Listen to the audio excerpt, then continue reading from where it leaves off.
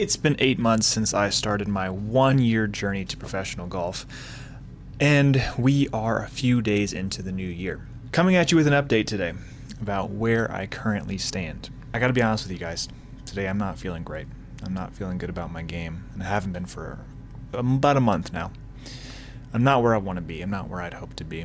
To take you back to the beginning of this, the reason I even started this, how I came up with this idea in the first place, played a little golf course called Point South in December of 2022. And that was the second round of golf I'd played that year. And I shot 74, which was 2 over. And I was like, you know what? Second round of the year, played pretty good for picking up a club twice this year. And I thought to myself, well, how good could I be if I actually practiced?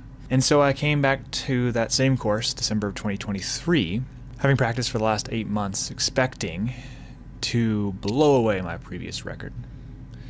But that was not the case. I stopped keeping score after about hole 7, when I hadn't hit a fairway or a green. If I had to guess, I'd say I probably shot 81-ish, which is embarrassing. Let's be honest. 8 months into practicing every day, to shoot 81 is pretty sad. I came there with a lot of expectations, especially having shot 74 with no practice the year before. To not even break 80 despite practicing for 8 months and only being 4 months away from my professional debut is rather disheartening. And I guess we could chalk it up to a bad day, right? Everybody's got a bad day. If my average score is around 73, 74, then a score of 81 is only 7 shots higher. Pros routinely have 7-shot swings between days. So if we want to look at it that way, great. We can look at it that way and I can feel better. Unfortunately, that's not the way I've chosen to look at it so far. Max Homa recently put out a quote, and he said, as golfers, we're all one swing away from thinking we can win the Masters and one swing away from considering retirement. And so I just happen to be in the latter right now. It's very true. We're always one swing away. And right now I'm lacking self-belief in an extreme level. So I guess if I could ask anything from you guys as we head into the new year, just continue support. Hit me in the comments. I love the words of affirmation. I love the support that you guys have provided. So let's just keep that going, as I really, really do need it from you guys right now. And I hate asking for things from y'all. This is not meant to be like this, right? This relationship is me sharing with you the experience, but I do want you to be a part of it, and this is where we're at right now. Is I've got no belief. If you ask me right now here today, do you think you're going to turn pro ever? I would say no, probably not. Not with this game. This game is a joke. When you're watching this, I will be heading down to Florida to get some good work in with my swing coach / uncle, and hopefully that rights the ship, because otherwise I'm not really sure where we go from here.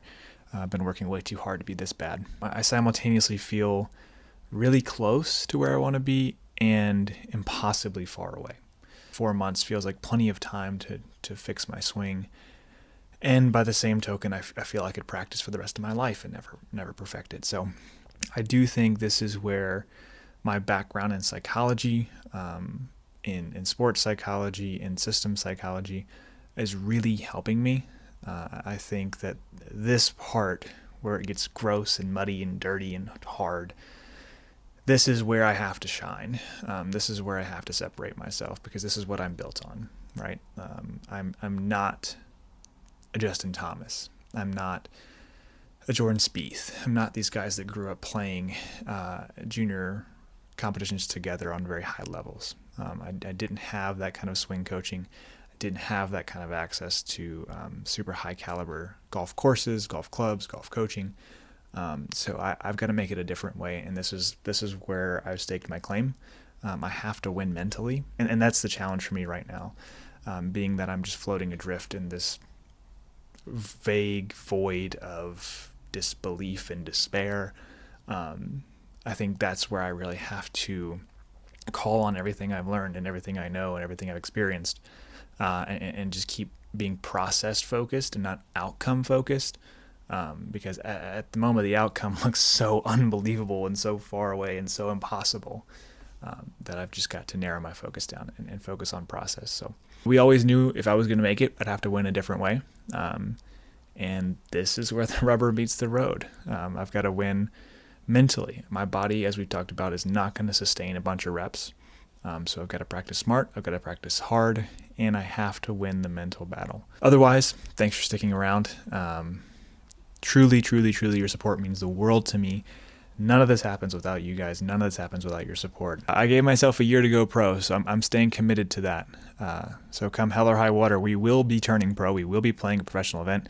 Even if I don't break 90 in that event, then that'll be what it is. But that was the whole goal of this experiment in the first place, to find out, can an average guy become a professional golfer?